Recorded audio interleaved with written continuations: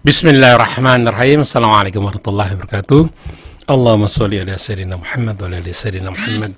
Alhamdulillah kita berjumpa lagi hari ini, hari Kamis tanggal 10 Syawal 1443 Hijriah atau tanggal 12 Mei 2022. Anda yang sedang melaksanakan puasa sunat Syawal, kami ucapkan selamat bersaum Syawal ya. Mudah-mudahan mendapat keberkahan. Baik, kita jalan-jalan lagi ke Jawa Tengah, tepatnya ke Desa Gedong, Pesantren Kasepuhan Raden Rahmat. Di sana merupakan juga destinasi wisata religi. Jadi kita sedang berada di lereng Gunung Gajah Mungkur, Kabupaten Semarang. Ketinggiannya 800 meter di atas permukaan laut, jadi hawanya sejuk sekali. Di sanalah terdapat pesantren lansia yang diketuai oleh Ustadz kita, Ustadz Ahmad Winarno. Kali ini mengambil tema meniti surga di ujung senja. Masya Allah. Assalamualaikum Ustadz Ahmad Winarno. Waalaikumsalam warahmatullahi wabarakatuh. Apa kabar, Syekh? Amin al aidin wal faizin. Taqabballah minna wa minkum. Taqabbal ya karim. Selama Lebaran, bagaimana suasana di sana? Ada yang pulang kampung nggak dari para pesantren lansia ini? Sebagian dijemput keluarganya. Dijemput keluarganya. Ya, akhirnya Lebaran di pondok karena ternyata walaupun santrinya libur, ternyata tamunya nggak libur. Ada orang pulang kampung itu pada mampir ke pondok. Jadi nggak ada yang bikin kue dong di sana? Ada, kan tamunya pada bawa kue. Oh iya. Itu suara apa? Handphone-nya dari mana, Andi itu? Dari sana? Oh? Iya, notifikasinya. Oh, notifikasinya ya, nggak bisa dihilangkan itu. Kirain suara tonggeret. Oke, Iwan Anwar kami sedang bincang-bincang dengan Ustadz Ahmad Winarno. Beliau adalah yang membimbing mengepalai pesantren lansia di Semarang, tepatnya di lereng Gunung Gajah Mungkur di Kabupaten Semarang, di Banyu Biru ya. Kalau dari Semarang kotanya itu berapa kilo? 50 kilo, Pak. 50 kilo. Nah, Ustadz Winarno ini kan mereka belajar agamanya sudah lansia. Apakah memungkinkan salah satu dari mereka mungkin nanti menjadi dai perempuan begitu mengingat mereka belajarnya di usia yang sudah senja? Mungkin nggak bisa menjadi ulama begitu? Sangat memungkinkan. Ada contoh? Ada. Yang pertama adalah tahun 2000 secara akademis tahun 2014 itu di Harvard University itu ada sebuah penelitian dan pengenalan pola pembelajaran baru dengan apa yang disebut dengan pedagogi. Jadi 2014 ini ada penemuan baru dan ditulis dalam jurnal ilmiah. Kemudian tahun 2016 diseminarkan dan tahun 2018 Harvard University sudah mulai membuat kelas konsentrasi untuk lansia. Sebelum menjadi sebuah jurusan, biasanya kampus ini menggunakan pola konsentrasi pembelajaran sebelum menjadi sebuah jurusan. Itu secara akademis. Ya. Kemudian di kalangan bisnis, kita lihat rekan-rekan kalau makan di sebuah restoran ayam siap saji, ada yang logo orang tuanya itu ternyata beliau ini adalah merintis. Kalau saya sebut mereknya nanti bayar iklan dirasa. Mazhab Hambali itu atau yang disebut dengan bahasa fikihnya itu atau bahasa Arabnya itu Mazhab Al-Hanabilah. Bahasa Arabnya seperti itu. Itu adalah sebuah terobosan mazhab yang diprakarsai oleh Imam Ahmad bin Hambal. Itu salah satu ulama kontemporernya yang penerusnya kemudian adalah Imam Hasan bin Ziyad. Nah, yang kerennya Pak Krisna, Imam Hasan bin Ziyad ini ternyata beliau ini belajar pada usia 80 tahun. 80 Krisna berapa tahun sekarang? Pak Krisna berapa? Kayaknya Ya, 20 tahun kali 17 ke 3. atas lah. Iya. Jadi seusia Pak Krisna ini andai kata mondok di pesantren Kasepuhan Raden Rahmat sangat memungkinkan menjadi Imam Hasan bin Ziyad. Hmm. Sehingga kalau di mazhab Syafi'i itu ada Imam An-Nawawi, kalau di Hanabilah itu ada Imam Hasan bin Ziyad. Nah, itu sudah ada ya. Jadi jurnalnya sudah ada, contoh real pembisnis juga ada, ulama juga ada. Jadi saya merasa tidak salah. Itu Hasan bin Ziyad mulai belajar dalam usia di 80 tahun ke atas. 80 tahun ke atas. Kemudian beliau menjadi seorang ulama pada saat usia 120 tahun. Jadi 120 tahun beliau jadi mufti, dan selama 40 tahun kemudian, jadi beliau ini wafat pada usia 160.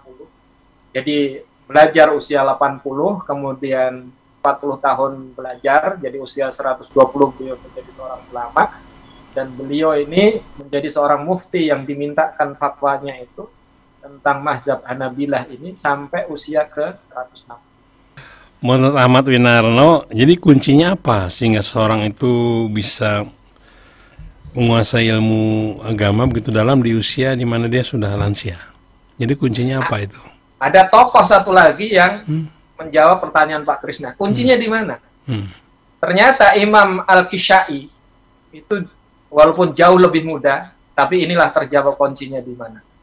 Imam Al-Kisha'i ini seorang yang unik. Beliau ini pekerjaannya menggembalakan kambing. Suatu saat dia mendengar ada ibu-ibu itu memarahi anaknya karena disuruh mengaji, tidak mau. Suruh dengerin Rasil nggak mau, suruh nonton YouTube Rasil TV nggak mau. Disuruh ngaji di SDIT Silaturahim nggak mau. Angel kan. Akhirnya anak ini dimarah-marahin. Nggak enak kamu ngaji. Nggak mau bunda.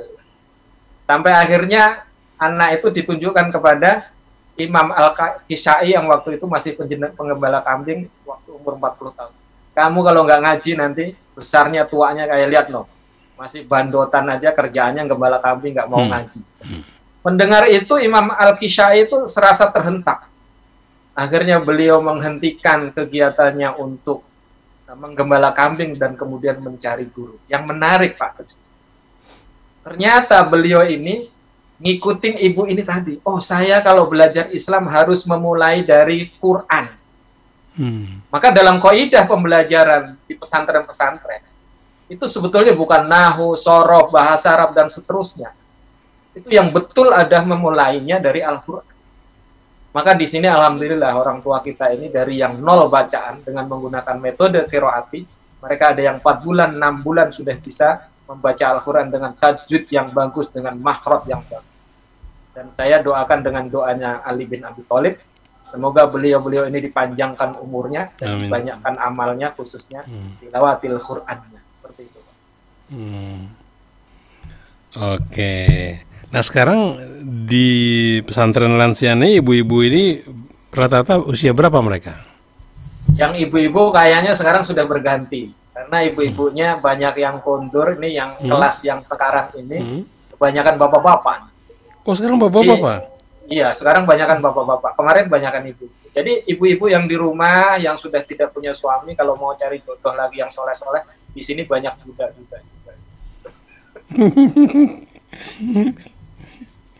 Oke. Banyakkan bapak-bapak. Kau boleh tahu kegiatannya apa saja dari pagi sampai malam itu apa saja kegiatan jadwal di sana? Alhamdulillah ini di bulan Syawal ini masih ke bawah aroma Ramadan. Beliau ini jam 2 sudah bangun, tahajud sambil nungguin budaya dan tim dapurnya menyiapkan sahur untuk Syawalan, untuk puasa sunnah di bulan Syawal ini. Mereka sholat tahajud, kemudian tilawah Quran, kemudian mereka sahur pagi hari. Setelah sahur mereka subuh berjamaah kajian, dan yang menarik, saya kalau ngisi kajian langsung ada yang instruksi. Ustaz, berhenti dulu. Kenapa? Ini menurut hitungan kita sudah masuk suruk. Maka di tengah-tengah kajian itu mereka kemudian break sebentar kajiannya, menunaikan sholat suruk yang menjadi kebiasaan dan amalan mereka. Masya Allah. Kita lanjutkan kajian subuh, Kemudian usai sholat subuh mereka masih menunaikan sholat duha. Setelah sholat duha mereka istirahat, jalan-jalan sebentar, hirup udara segar, masuk kembali. Mereka ada yang setoran hafalan. Ini ada dari siapa nih? Saya usia 64 tahun, alhamdulillah masih senang dengan olahraga goes 40-70 kilo, olahraga tenis, pingpong. Mohon penjelasan, apa tanda-tanda kalau badan tekor antar tenaga dan asupan gizi? Saya tidak minum suplemen apapun saat ini. Dari Bapak Purwoko. Oke, silakan Mas Ahmad Winarno akan memberi komentar. Saya kebetulan bukan ahli kesehatan, tapi yang saya lihat. Tapi luar biasa ya, dia masih maintenance. Usia seperti itu sangat dahsyat. Komunitas-komunitas yang sekarang masih kecenderungannya untuk kesenangan secara fisik itu bisa ditambahkan. Jadi bukan nggak boleh. Orang tua itu harus sehat, apalagi bapak-bapak harus strong. Karena kita sedang mengenangani kasus-kasus khusus yang sekarang ini ibu-ibunya mengeluh gara-gara apa? Ibunya sudah menopause, kemudian bapak-bapaknya masih strong. Ya, ada penanganan khusus, Pak. Nanti di session tertentu boleh. Ya, bapak-bapak ini bagus masih olahraga, tapi perlu ditingkatkan yang kedua. Jadi di kita itu baru olah rogo kalau di tempat kita. Ada kemudian ditingkatkan berikutnya ya Pak. Kalau sudah sepedanya bagus, olahraganya bagus, insya Allah selalu bugar. Ditambahkan yang kedua adalah olah rosoknya, interaksi sosialnya. Sehingga event-event goesnya bisa dijadikan event-event kemanusiaan. Mungkin mencari tempat-tempat sosial yang terdekat, ada pembangunan masjid yang belum selesai, maka komunitas goesnya ini biasanya orang-orang yang goes itu biasanya ekonominya menengah itu. Jadi, betul. Ayo dong, kita rogoh sebagian kocek kita goes ke sana, tanya kapan ngecornya, kita bawain semennya, kita bawain tenaganya. Sehingga tenaga yang biasanya buat goes itu bisa jadi pahala dengan cara ikut ngecor masjid. Yang ketiga adalah yang perlu dinaikkan adalah olah jiwa. Sehingga badan yang sehat itu harus diimbangi dengan ibadah yang kuat kepada Allah SWT. Mungkin nasihat saya dari sisi dua itu ya. Kalau dari sisi kesehatan saya bukan ahli. Kalau ada yang berminat dari pendengar Rahasia untuk ikut di pesantren lansia, apa syaratnya Ustadz Winarno? Yang sering kita sampaikan, syaratnya 3M. 3M apa saja tuh? Jadi mau, mampu, mandiri. Masya Allah. Mau, mampu, mandiri. Artinya, maksudnya mandiri itu? Mau itu yang jelas dia harus dari dorongan santrinya. Jadi kalau hanya keluarga, saudara, apalagi nanti ada rasil program pendengar dipondokkan di pesantren, nah itu kan cuman dorongan dari hasil, dari keluarga, dari saudara. Tapi yang terpenting adalah dorongan dari yang bersangkutan itu mau mondok, jadi mau berubah. Sehingga apa? Dengan saya mencontohkan tadi Imam Hasan bin Ziyad tadi, seorang yang 80 tahun saja beliau mempelajari agama dan akhirnya menjadi mufti yang sangat luar biasa. Baik, ada ibu-ibu juga baru belajar Quran 70 tahun ada ya? Dan ya, terus bisa hatam, maksudnya bisa hafal gitu. Bisa hafal. Itu bukti nyata. Sehingga saya sarankan yang pertama bangun kemauan. Karena tanpa kemauan yang keras, sehebat apapun tempat mondok itu tidak ada apa-apa. Tapi yang penting adalah selagi masih ada kemauan. Yang kedua, mampu.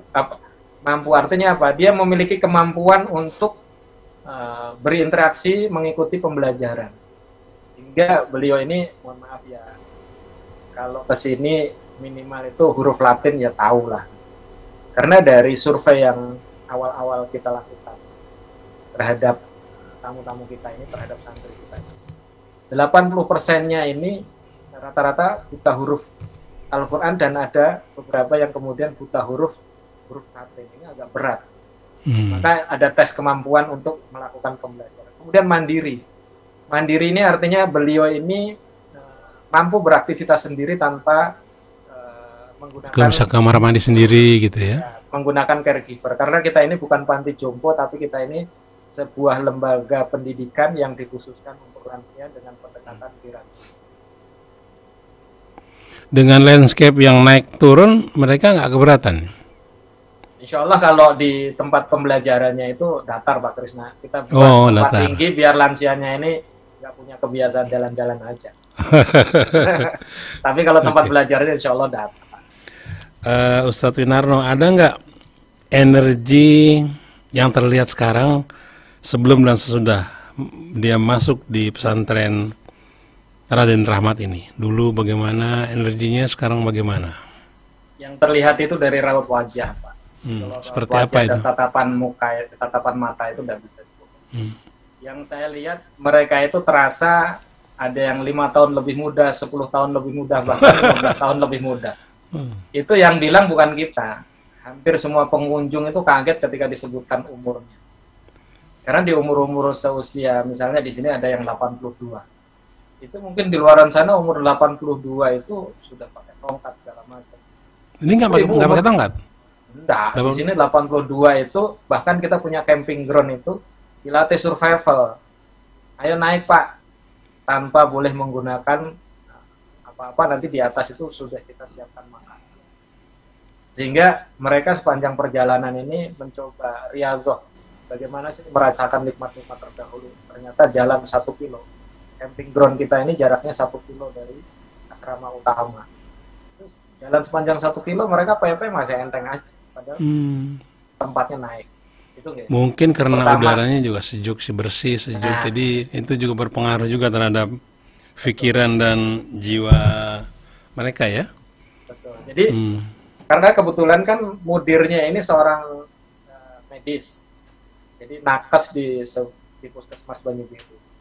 Setiap screening awal itu terlihat kelesuan, keluyuan, kemudian raut wajah yang tidak bersahabat di awal-awal itu, ternyata ada sebuah tekanan yang memang tekanan batin yang sangat luar biasa. Sehingga ketika mereka di sini udaranya segar, kemudian selalu didekatkan dirinya kepada Allah, didampingi oleh ustadz-ustadz yang luar biasa ikhlas dan sabarnya, mereka kemudian menemukan seperti suasana baru.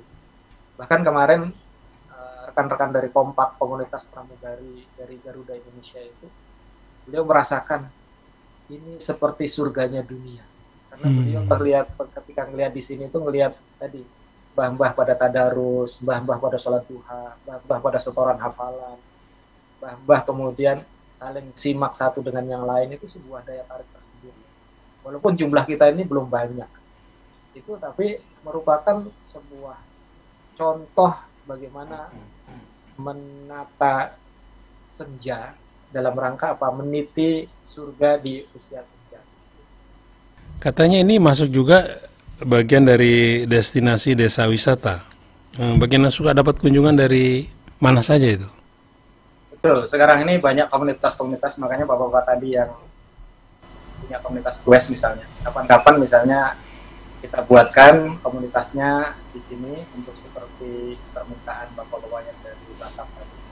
Kita ngecamp misalnya Sabtu Ahad atau mungkin pas libur panjang kita beberapa hari di sini, itu rata-rata kita paket-paketnya adalah paket wisata religi. Sehingga kunjungan-kunjungan dari komunitas itu sudah sangat luar biasa banyak. Di antaranya kemarin komunitas pramugari Garuda Indonesia, kemudian dari komunitas pencinta Pajero, kemudian dari teman-teman motor yang modifikasi itu. Alhamdulillah mereka ini kemudian kesini. Sehingga dari komunitas-komunitas itu kita buatkan kegiatan-kegiatan yang sifatnya menyenangkan hati secara zahir, tapi juga menenteramkan batiniahnya, karena secara batin mereka kita dekatkan dirinya kepada Allah Subhanahu wa Ta'ala. Nah, suaranya emang kecil tuh. Oke, Ustadz Winarno. Ini ada pertanyaan dari Bunda Emelda. Assalamualaikum Ustadz Winarno. Apa saja kegiatan-kegiatan keseharian apa saja kegiatan-kegiatan keseharian di pesantren lansia tersebut? Dan kalau misal anak cucu dari orang tua yang masuk ke sana mau jenguk, apakah ada batasan waktu atau bagaimana Ustadz? Ini pertanyaan dari Bunda Emelda. Tadi sudah disampaikan, kita lansia kita diminta istirahat dari sore, sehingga paling lambat jam 9 sudah istirahat. Karena jam 2 malam nanti biasanya saling membangunkan, itu ada kebiasaan yang mulai kadang berjamaah, kadang-kadang sendiri-sendiri. Kemudian setelah itu kalau hari-hari puasa sunnah, itu Senin dan Kamis atau bahkan ada yang puasa daun, mereka biasanya kemudian sahur. Sudah sahur, mereka kemudian sambil menunggu azan subuh mereka ada tilawah. Kadang-kadang antar santri sendiri saling menyimak bacaannya masing-masing. Kemudian setelah itu subuh berjamaah, kajian. Setelah kajian, duha bersama, kemudian tahsin, kemudian ada materi-materi diniyah sampai dengan jam 8 malam. Kemudian untuk menengok, semua santri di sini justru diwajibkan keluarganya itu menengok, karena kita tidak ingin orang tua kita di sini terasa asing, sehingga dengan keluarga itu tetap nyambung walaupun hanya menggunakan komunikasi secara teknologi, menggunakan seluler. Tapi untuk menengok di sini seperti yang saya sampaikan yang lalu, kita siapkan kamar kasih sayang. Kita siapkan kamar kasih sayang, dan kita sedang mengembangkan orang-orang yang sudah merasa betah di sini, pengen program takhusus. Kita sedang menyiapkan lahan untuk dibangun dengan sistem sewa, dengan sistem membeli wakaf. Jadi mereka bangun sendiri, ikut membebasin lahan untuk diwakafkan, dihuni sampai akhir hayat. Dan mereka boleh punya wasiat, sepeninggalnya saya nanti, saudara saya boleh pondok di situ boleh. Pak Winarno, kalau kami mau ke sana, itu rutenya gimana kalau naik kereta? Turun di mana? Kita punya Kempri. Oke. Terus kalau yang menggunakan kendaraan pribadi bisa exit tol Bawen. Dan kemudian bisa ketik Kampung Lansia Raden Rahmat. Seperti itu.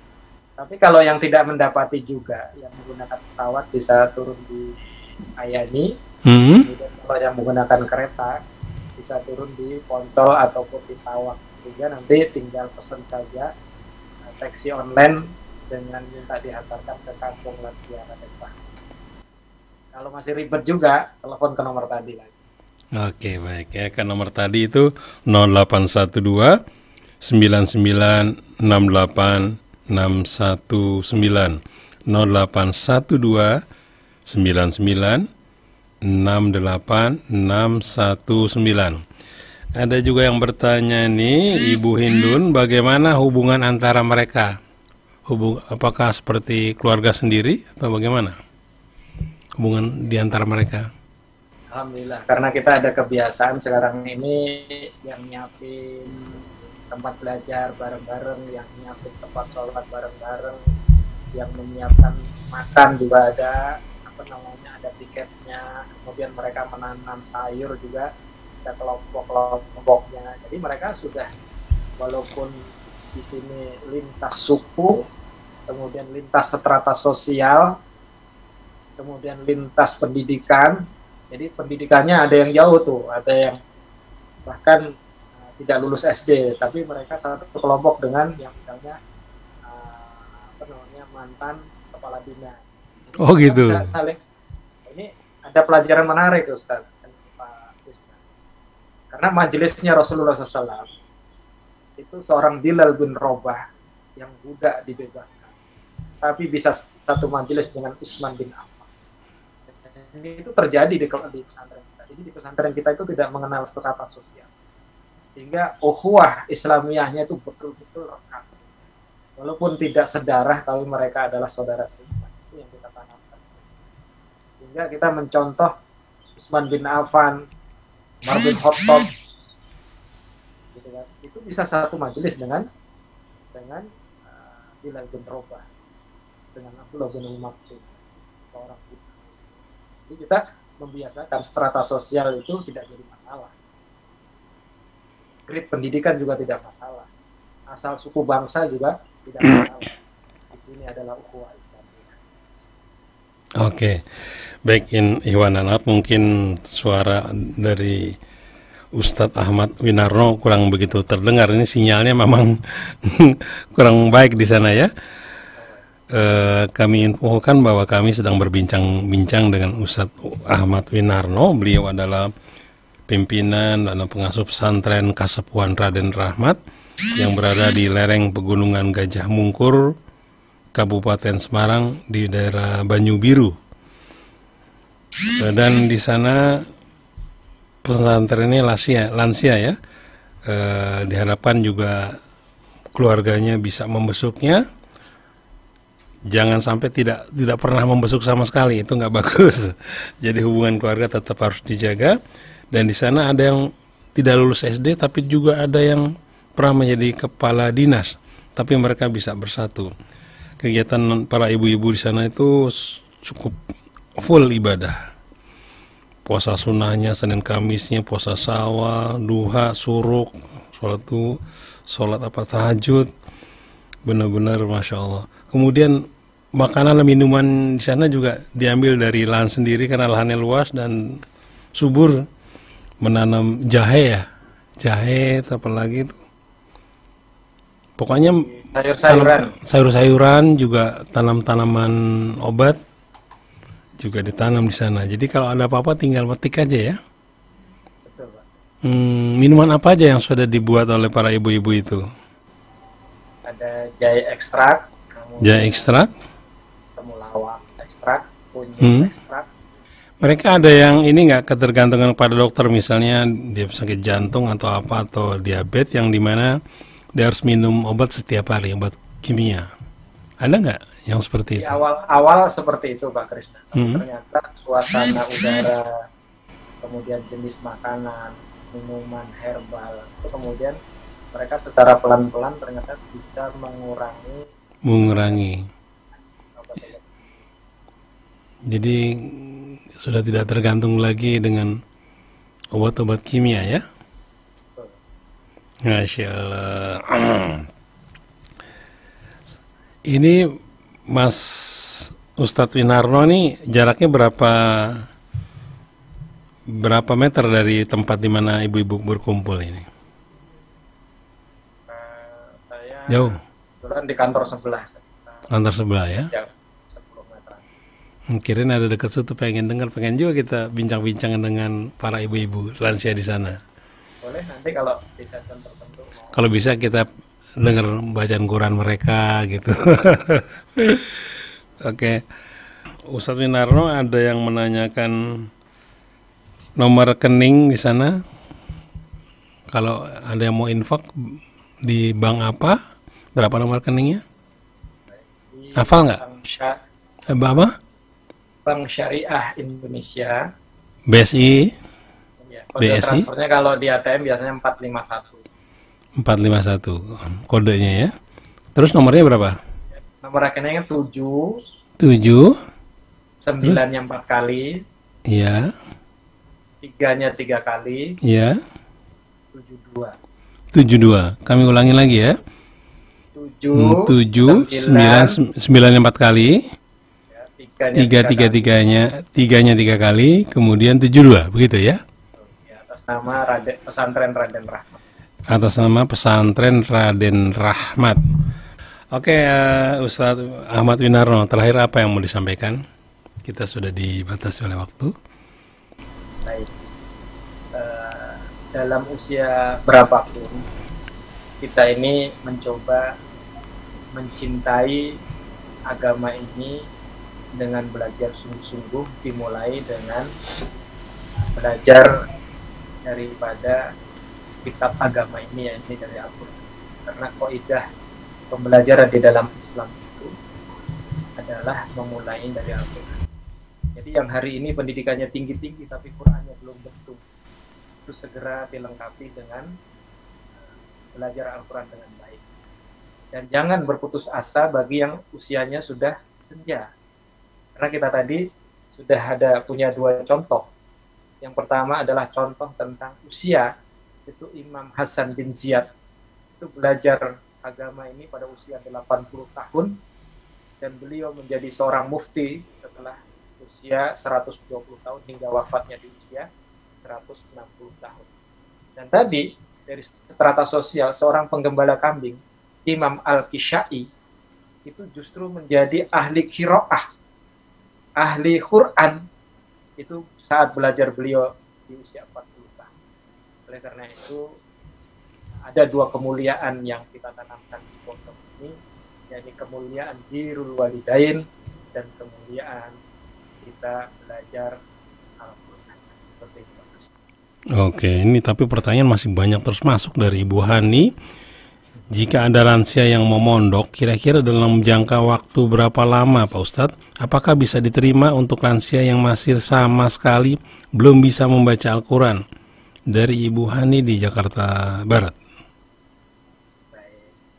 Jadi kalau Bapak Ibu sudah pintar, nggak usah mondok di sini. Jadi justru kita buka ini karena kita paham. Banyak orang tua, bahkan banyak saudara-saudara kita yang pendidikannya tinggi-tinggi, maka kita ajak kembali kepada kita. Jadi programnya itu Pak Krisna, yang pertama adalah program Tombo Ati, itu ada 4 Tombo bulan. Ati. Kemudian ya, Tombo Ati. Jadi yang diajarkan di program Tombo Ati ini adalah memahami diri, ma'rifatul insan.